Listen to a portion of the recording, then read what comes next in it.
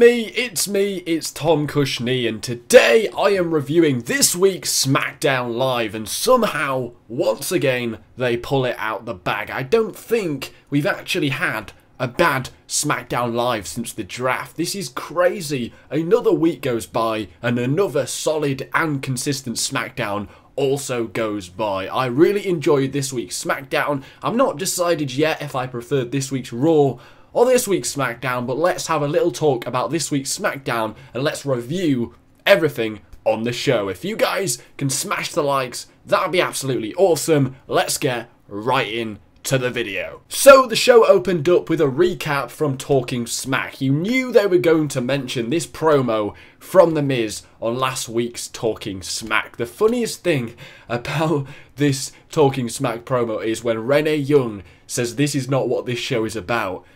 The show is called Talking Smack. If he's not allowed to do that, I'm not sure what he's supposed to do on this show. But anyway, that Miz promo was absolutely amazing. You knew they were going to mention this in some capacity on this week's SmackDown Live, and it was the first thing they mentioned. So we got Miz coming out to the ring and once again cutting a really solid promo on the crowd, and once again he does it again. He's awesome. The Miz is on fire at the moment, and then Dolph Ziggler comes out and potentially cuts an even better promo than what The Miz just did, and he says, "You're a coward, prove you're not, fight me in the ring, no referees, just unsanctioned, just do it now." He teases it twice, and then he walks off. I thought both promos here were absolutely awesome. Dolph Ziggler is killing it right now. I don't think he's had a bad promo since he got drafted to SmackDown. And The Miz, for the second week in a row, Talking Smack last week, and this one this week, awesome. This guy's on fire as well. I'm really excited to see what they do with The Miz now. Is he going to feud with Dolph Ziggler? I'm not quite sure. Would you guys want to see that? It's a new era. Do you really want to see another Dolph Ziggler and The Miz feud for the Intercontinental Championship? I'm not particularly invested in the Dolph Ziggler character. If he continues to do promos like this, then maybe I will get a little excited, but we'll see how that one transforms. But once again, both Dolph and Miz are killing it on the microphone. So we once again get part of that tag team tournament. We get another quarterfinals match. This time it was Zack Ryder and Mojo Rawley taking on the Vaudevillains, and this was probably the Vaudevillains' best match since getting called up to the main roster, because I thought this was a really good match. The only negative about this entire match was how short it was. I mean, it was like 5 minutes, and it really got going, but then it just ended, which sucked, because I was really enjoying it.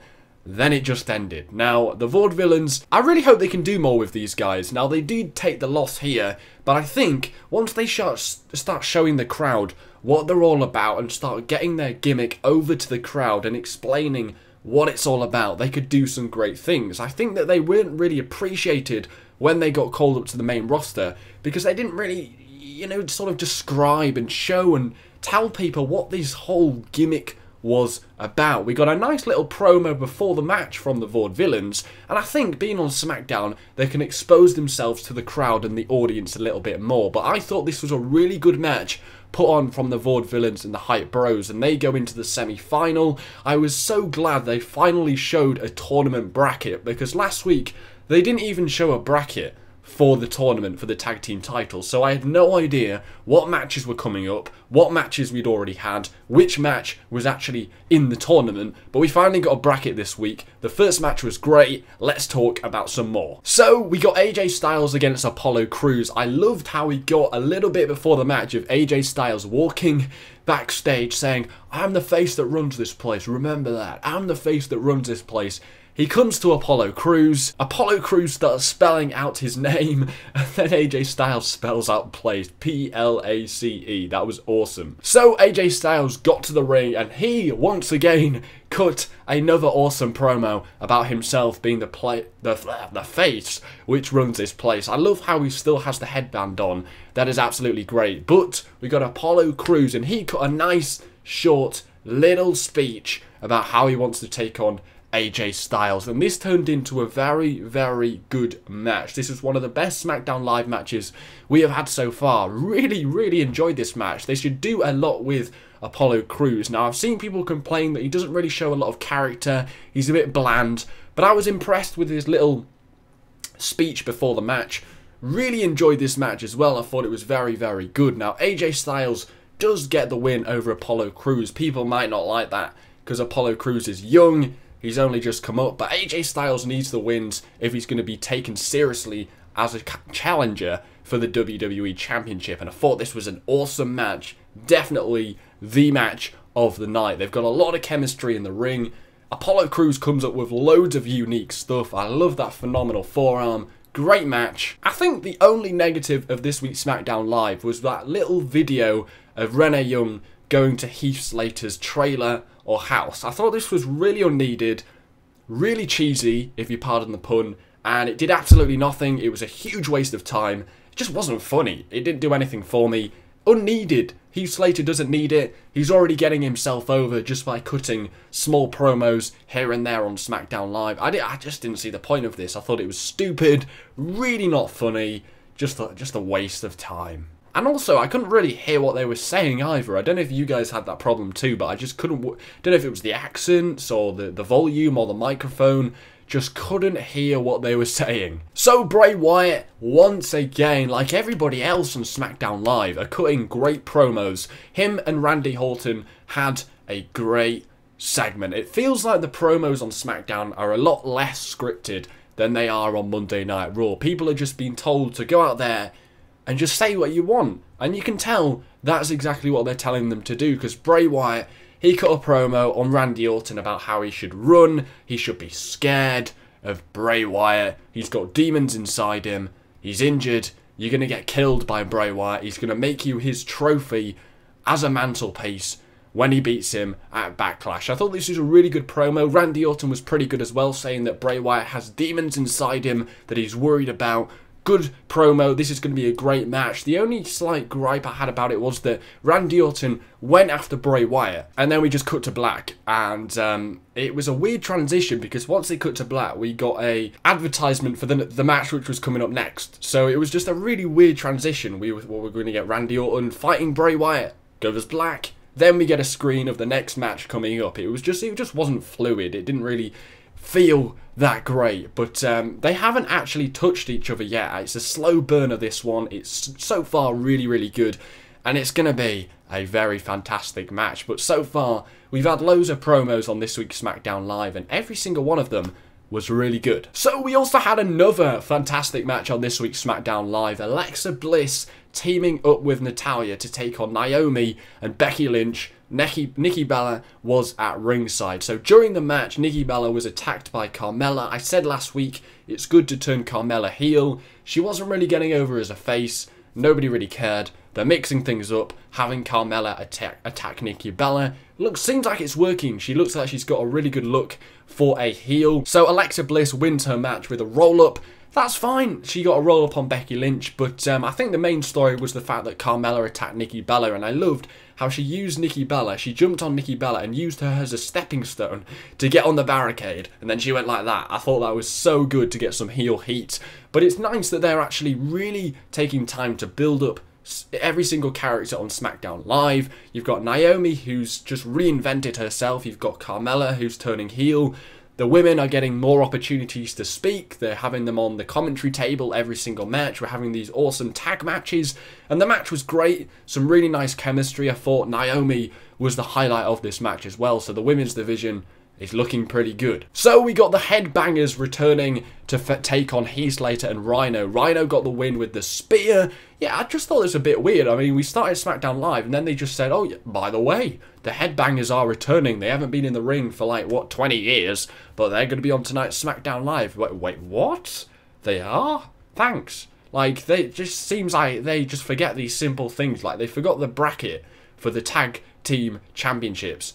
And they only started showing us it this week. And then they were like, oh, by the way, the Headbangers are on this week's SmackDown as well. What? Oh, I didn't realise. Like, it just doesn't seem like they advertise or think ahead with these sort of things. But this was the worst match of SmackDown Live. It wasn't horrendous. It just wasn't anything impressive. So, Heath Slater's quest to get signed by SmackDown Live carries on, because he's now in the semi-finals with Rhino. I think it's going to be quite funny to see if Rhino gets the win for his team every single time. You know, Heath Slater does nothing. That should be quite funny. But I think this kind of has the potential to be sort of like a crappy version of Team Hell No. I mean, it just kind of, you've got the big guy who's beating people up, and then you've got Heath Slater, who's kind of like the Daniel Bryan. I don't know, he's kind of got elements to it where he sort of gets the wins every time, but he doesn't really mean to do it. It's got elements of that, and I think it could work out really, really well. Something else we got on this week's SmackDown Live was Kane taking on this random guy who was apparently a milkman. I have no idea whose idea this was. I hate some of the dumb things the WWE does sometimes. For example, that Heath Slater trailer video, and this. I don't know, it just felt a bit weird. You've got Kane comes out and chokeslams him. It didn't really add much to the show and kind of felt a little bit out of place, but the rest of the show was way better than this. So the main event was Baron Corbin taking on Dean Ambrose. This match took a while to get in, and I think it only really got going once AJ Styles stood up from the commentary table and got in the mix, because apart from that, I thought it was a pretty dull match, a pretty dull main event. Raw's main event definitely was better than this week's SmackDown Live's main event. I'm not really too invested in Baron Corbin. I'm not really a fan of his in-ring work. I think his finish is great, but I just don't really like his gimmick that much. I think it's a bit boring. Dean Ambrose is a decent WWE champion, and I don't know, I think I'm kind of like dying on the idea of Dean Ambrose being at the top of the SmackDown Live roster. But at the end of the day, AJ Styles gets involved. He accidentally kicks Baron Corbin, so it ends in disqualification. Baron Corbin wins by DQ. They all start brawling, and then AJ Styles goes for the phenomenal forearm, and Dean Ambrose hits him, and he falls down on the ropes in between the ghoulies. I thought this was pretty funny, to be honest. Then Ambrose shakes AJ Styles' hands whilst he's still on the ropes, and he gives it a little tug up and down. Oh, that I shouldn't have said that, but I mean the ropes, okay? That was a really, really funny shot, and I really enjoyed the end of this week's SmackDown Live. And overall, I thought it was a pretty consistent show. Not decided yet if Raw or SmackDown Live was better, but I'm going to give this week's SmackDown Live a 7 out of 10. I thought it was pretty decent. Once again, a solid SmackDown Live. Some great promos. Pretty much every single match was really good as well. I think there was only that Headbangers match and maybe the Baron Corbin and Ambrose match that could have been better. The rest were really good. I really like the character development. Some of the feuds we're going to get at Backlash sound great. Styles and Ambrose, Bray Wyatt and Randy Orton. Looking forward to all of that. The 6-pack Women's Challenge should be pretty good as well. Thanks for watching, guys. Remember to smash the likes. Also, subscribe for daily WWE videos and follow me on Twitter. There is a link in the description. Take care. Spike your hair.